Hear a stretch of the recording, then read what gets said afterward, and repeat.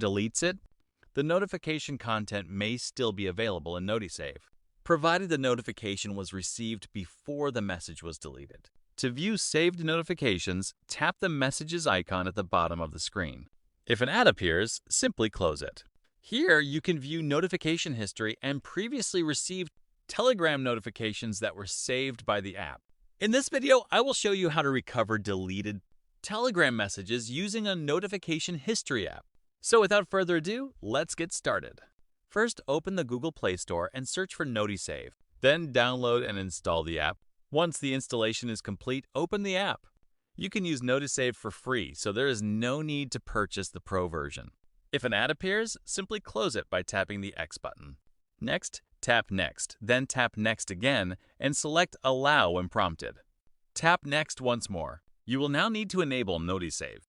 Enabling it allows the app to access and save notifications received on your device. You will see a notification explaining that Notisave can read notifications posted by the system and installed apps. Please read the information carefully before proceeding. If you agree, tap Allow. After that, press the back button. You may receive a pop-up asking whether you want Notisave to send notifications. You can choose whichever option you prefer. Once completed, Notisave will scan and load the apps installed on your phone. Tap Next. Now look for Telegram in the list of apps and enable it. After enabling Telegram, go back to the home screen of Notisave.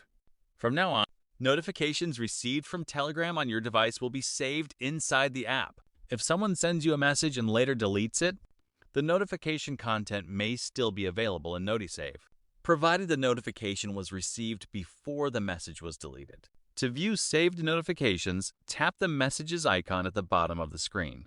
If an ad appears, simply close it. Here, you can view notification history and previously received Telegram notifications that were saved by the app.